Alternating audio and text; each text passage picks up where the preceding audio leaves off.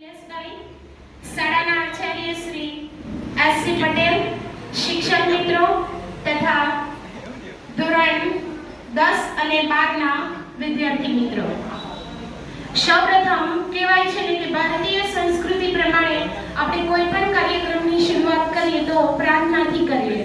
એટલે સૌપ્રથમ ઓમકાર થશે, ત્યારબાદ 2 મિનિટની માત્ર પ્રાર્થના શરૂ થશે.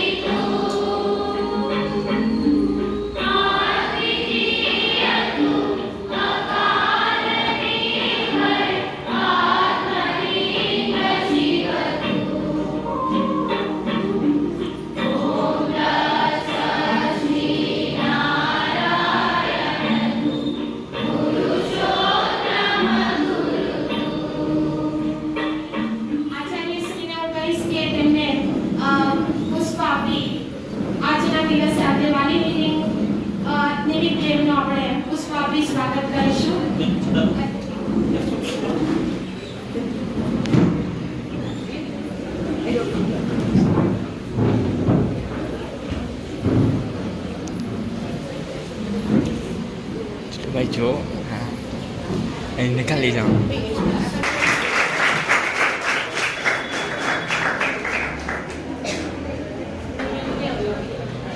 અને મંત્રીશ્રીને વિનંતી કે તેઓ આચાર્યશ્રીનું સ્વાગત કરે. પુષ્પાવી જોરદાર તાળીઓ બજાવો.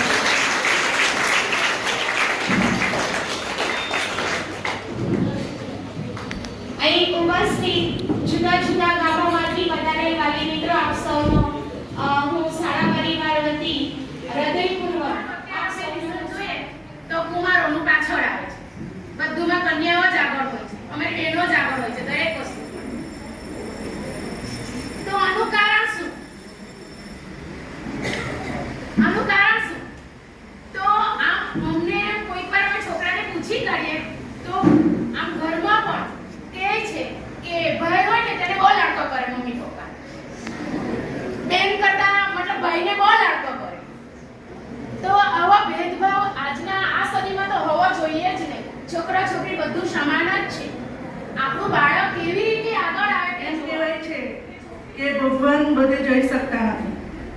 ભગવાન બધે જઈ શકતા નથી એટલે એમણે માતા પિતાનું સર્જન કર્યું છે કે માતા પિતા બાળકની કાળજી રાખી શકે અને બાળકને જન્મ આપવું, એને મોટું કરવું એ તો સરળ છે, પણ બાળક મોટું થયા પછી એને યોગ્ય માર્ગદર્શન કેવી રીતે આપવું તે ખૂબ જ જરૂરી છે અને ખૂબ જ મુશ્કેલ કાર્ય છે.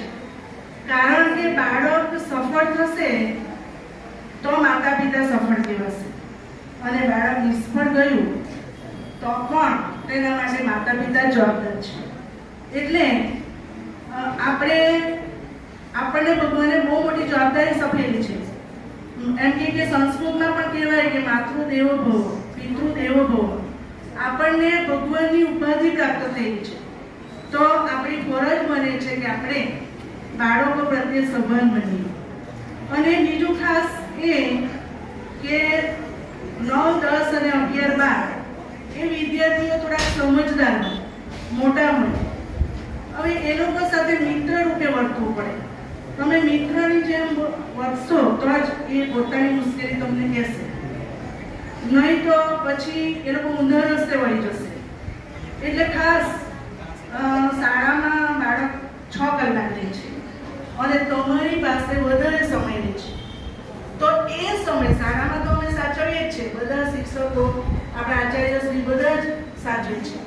પણ જે સમય શાળા સમય બાદ જ્યારે એ પોતાના ઘરે રહે છે ત્યારે બાળક શું કરે છે, ક્યાં જાય છે, એ બધી જવાબદારી માતા પિતાની છે. અને ખરેખર આ સમય બધા પાસે સમય હોતો નથી. પણ મહેરબાની કરીને દરેક વાલી મિત્રોને મારી નમ્ર વિનંતી છે કે ભલે આખા દિવસમાં 15 મિનિટ, અડધો કલાક, 1 કલાક થોડોક સમય તમે તમારા બાળક સાથે બેસો, એમની સાથે વાતચીત કરો, એમને શું પ્રમાણે સ્કૂલમાં શું ચાલ્યું, આવા બધા પ્રશ્નો. જે યોજના શરૂ થઈ, જે અમલમાં આવી છે, એ છે નવલક્ષ્મી. તો નવલક્ષ્મીની અંદર કેવું છે, આ બરાબર ધ્યાનથી વાલીઓ, મમ્મીઓ બેઠી છે, પપ્પાઓ પણ છે, તો સમજી લેજો કે આ યોજનામાં, નવલક્ષ્મી યોજનામાં ધોરણ 9 થી 12ની જે વિદ્યાર્થીનીઓ છે, માત્ર દીકરીઓ, તો એમને સરકાર તરફથી કુલ રૂપિયા 50,000 આપવામાં આવશે.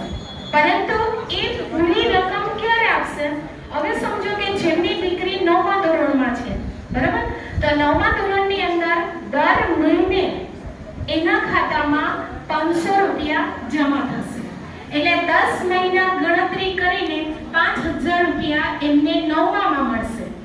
ત્યાર પછી 10મામાં એ જ રીતે એમને 5,000 રૂપિયા મળશે, બરાબર. એટલે 5 ને 5 કેટલા થયા? 10. હવે 10,000 જે રૂપિયા જે છે એ દીકરીને ધોરણ 10ની બોર્ડની પરીક્ષા જ્યારે એ પાસ કરશે ને ત્યારે એના ખાતામાં સીધા 10,000 રૂપિયા જમા થશે. ધોરણ 10ની આ વર્ષની આપણે વાત કરીએ, 2024માં બોર્ડની જે પરીક્ષા આપી, તો એમાં આપણી શાળાના મંદિર હાઈસ્કૂલનું જે રિઝલ્ટ જે છે 79% જેટલું રિઝલ્ટ આવ્યું.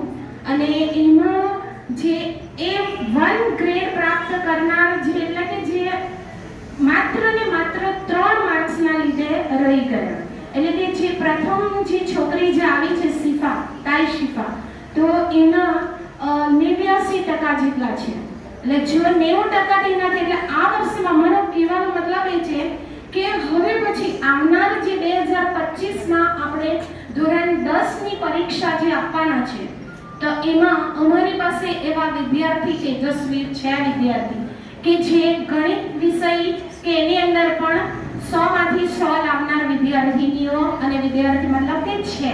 એટલે આ વર્ષે અમારું લક્ષ્યાંક એવું છે કે A2 ગ્રેડ સુધી તો પહોંચ્યા છે, પરંતુ આવનાર વર્ષની અંદર તમારો સાથ હશે, વાલીઓનો, વિદ્યાર્થીઓ મહેનત કરશે અને શિક્ષકો તરફથી તો 100%, 101% ની મહેનત થશે, તો આપણા શાળામાં પણ અને વિદ્યાર્થી પણ A1 ગ્રેડ પ્રાપ્ત કરીશું. એવું એક લક્ષ્ય આપણે જે સિદ્ધ કરવાનું છે.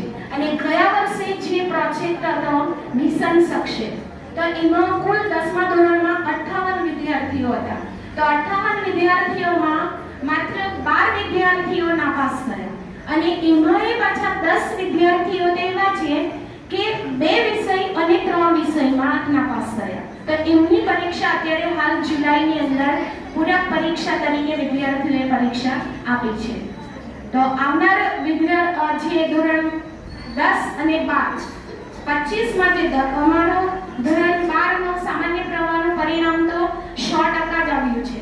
એટલે કે તમામ વિદ્યાર્થી, એટલે તમામ વાલીઓને પણ ખૂબ ખૂબ અભિનંદન. જોરદાર તાળીઓથી આપણે બતાવીએ.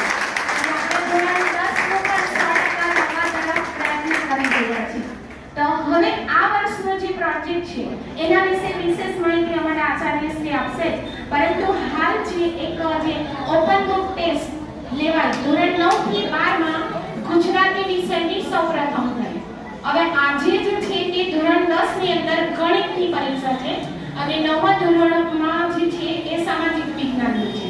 તો એ રીતે દર જે શનિવારે ઓપન બુક ટેસ્ટ અને વિષય શિક્ષક દર્પણાબેનને કહીશ અને સાથે સાથે વિદ્યાર્થીઓ ઓપન બુક ટેસ્ટના વિદ્યાર્થીઓને સન્માનિત કરવા જઈ રહ્યા છે ત્યારે હવે આ રીતે જે વિદ્યાર્થીઓ ઓપન બુક ટેસ્ટની અંદર 20 માર્કની ઓપન બુક ટેસ્ટ અને 20 માર્કની રેગ્યુલર ટેસ્ટ એટલે 40 માર્કમાંથી સૌથી વધારે માર્ક્સ મેળવે છે તે વિદ્યાર્થીઓને મેં પ્રાર્થના સભામાં આ રીતે મેડલ આપીને સન્માનિત કરીશ અને મેડલ પણ બનાવી છે. દરેક વિષયના મેડલ છે અને એ મેડલ એક રાઉન્ડ પૂરો થશે બધા વિષયનો એટલે પછી ક્લાસની અંદર જે ફર્સ્ટ આવશે ટોટલ સરવાળો એને ટોપરનો એક એક્સ્ટ્રા મેડલ મળશે. દર વર્ષે એ આપીએ છીએ. આ વર્ષે પણ દરેક મેડલ છપાવી દીધા છે એટલે વાલીએ પણ પૂછવાનું દરેક વાલીઓએ પોતાના બાળકનું આ રીતે મેડલ આવે એ રીતના પ્રયત્ન આપણે કરવાના છે. બાકીની વાત પછી આપણે કરીશું. તો દિલાબેન કહીશ કે જે ફર્સ્ટ આવ્યા છે એમને સન્માનિત કરે.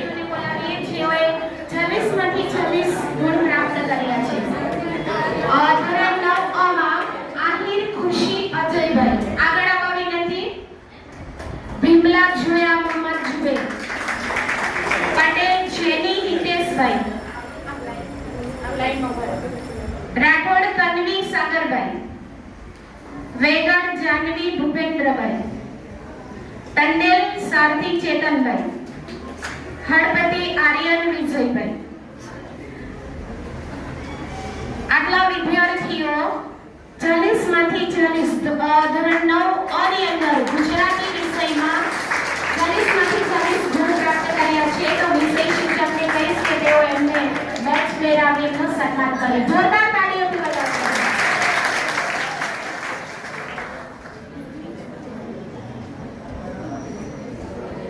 વાલી મિત્રો આ બેચ જે બેચથી સન્માનિત થઈ રહ્યા છે એ બેચ ફરી પાછી ગુજરાતીના બીજા રાઉન્ડ છે ત્યાં સુધી બેચ રહેશે. જો ફરી પાછો એ બેચ વિદ્યાર્થીએ રાખવો હોય તો ફરી પાછા એમણે બીજી ટેસ્ટમાં ગુજરાતી વિષયમાં પૂરવાની માર્ક્સ મેળવવાના રહેશે.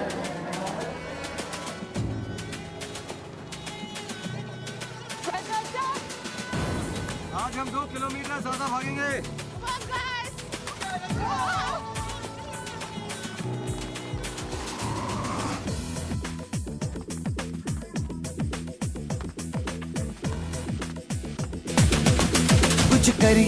कुछ करिए नस नस मेरी खोले हाय कुछ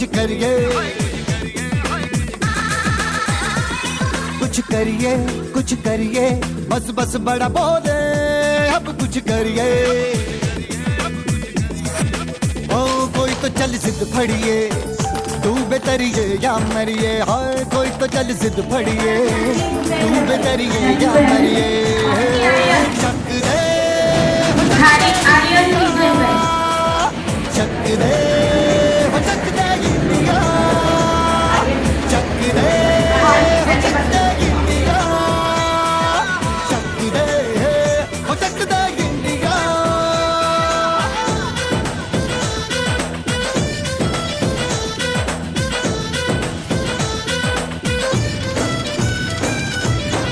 लड़ती पतंगों में भिड़ती उमंगों में खेलों के मेलों में पल खाती रेलों में गन्नों के मीठे में खद्दर में छींटे में ढूंढो तो मिल जाओगे तब ताबो ईंटों में रंग है समाज निखरे और खुल के आज बिखरे मन जाए ऐसी होली रग रग मचल के बोली टस है ना मस है जी जिद है तो जिद है जी घिसना यूं ही पिसना यूं ही पिसना यूं ही बस कर ले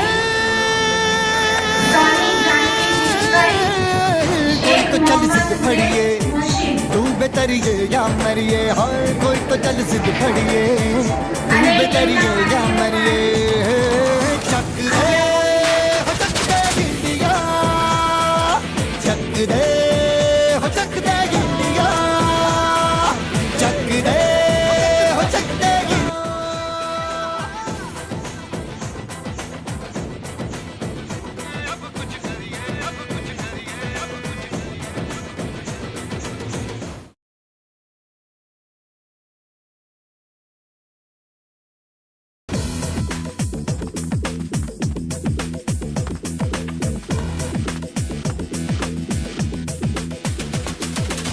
करिए नस नस मेरी खोले हाय कुछ करिए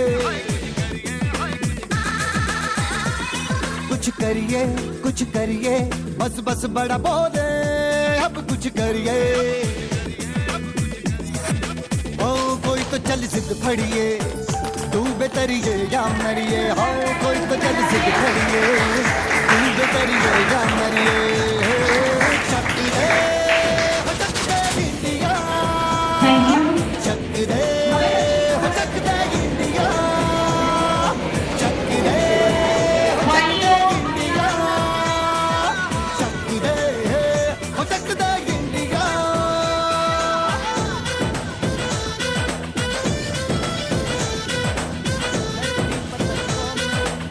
भिड़ती उमंगों में खेलों के मेलों में पल खाती रेलों में गन्नों के मीठे में खद्दर में छींटे में ढूंढो तो मिल जाओगे तपता वो गीतों में रंग है समाज निखरे और खुल के आज बिखरे मन जाए ऐसी होली रग रग में चल के बोली वैष्णव मीरा मदन जिद है तो जिद है जी किसना यूं ही पिसना यूं ही पिसना यूं ही बस करिए તેમના વાલી આવ્યા હતા આપણા कोई तो चल जिद फड़िए तू बेतरिए या मरिए हाय ખૂબ ખૂબ અભિનંદન વિરાટ ભટ્ટા સાહેબની મુલાકાતે હવે ધોરણ 12ના વિદ્યાર્થીઓ હળવદની રક્ષા દિલીપભાઈ આહિર દિશા વૈષ્ણવ જ્યોતિ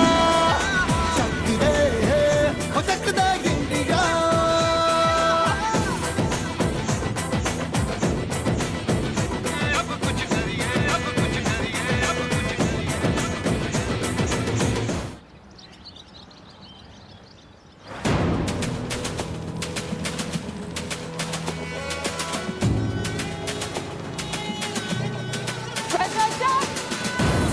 आज हम 2 किलोमीटर ज्यादा भागेंगे